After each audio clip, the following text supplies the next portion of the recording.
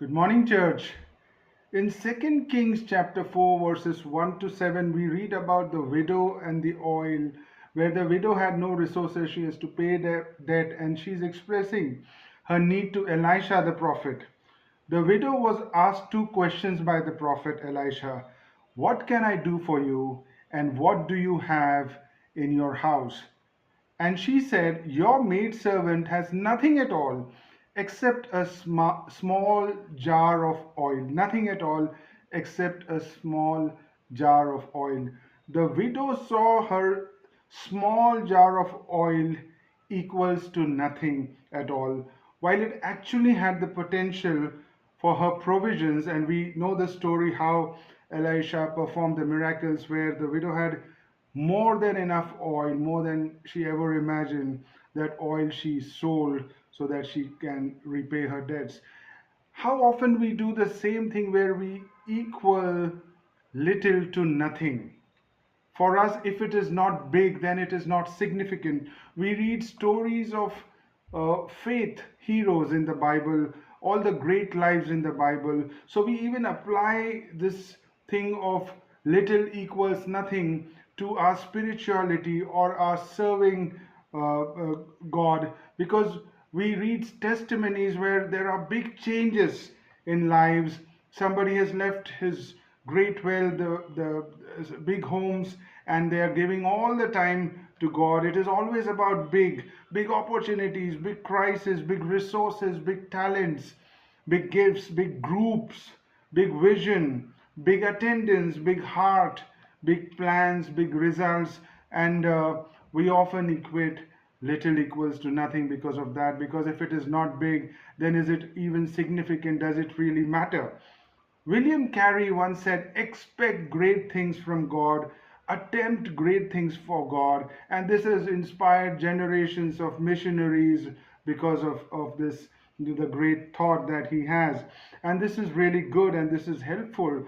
But then if we look at it from worldly point of view, we will realize that majority of the Christian people who are living a godly life may not do anything significant in their lives, and these kind of things that only if we are doing something big then it is significant will demotivate a lot of Christians. They will say that I was not great in the secular world.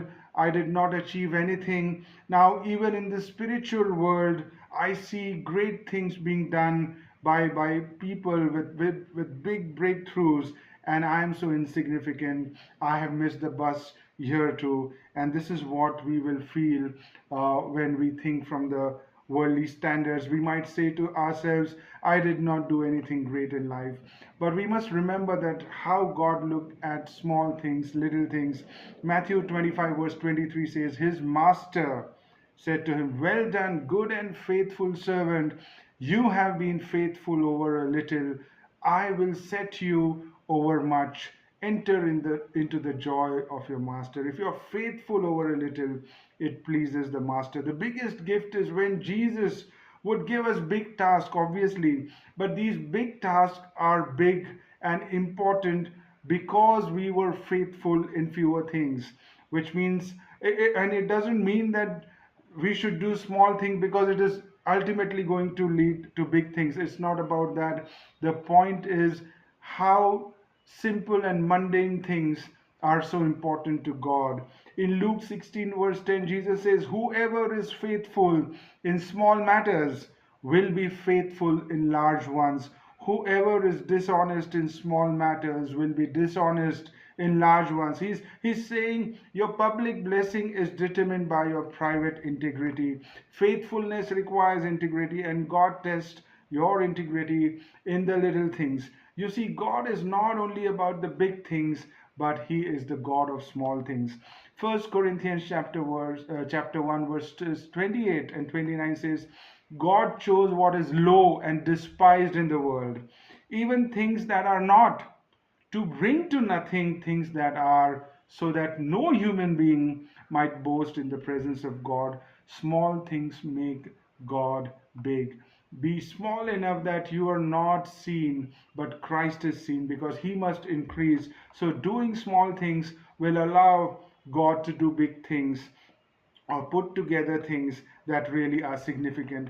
We are bringing the world things in us spiritually when we are measuring whether it is big or small. It will demotivate us. We will be obsessed with the greater things and we'll miss the small things. The faith that is as small as the mustard seed matters to Jesus. Not all of us can do great things, but we can do small things with great love, says Mother Teresa. Not all of us can do great things, but we can do small things with great love. We have this great love of God. By doing the small things, the best thing that happens is we are in the will of God. We give God a chance to talk to us, and we give ourselves the opportunity to think like God. We are now right in the action by doing the small thing that is in front of us. It is very rewarding.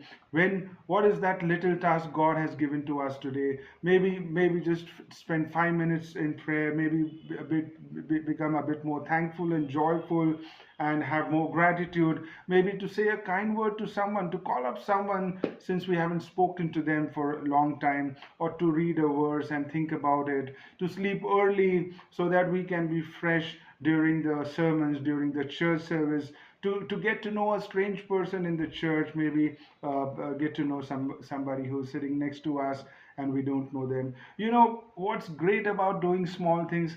There is freedom in doing small things because the big things are beyond our control. What matters is the small thing right in front of us.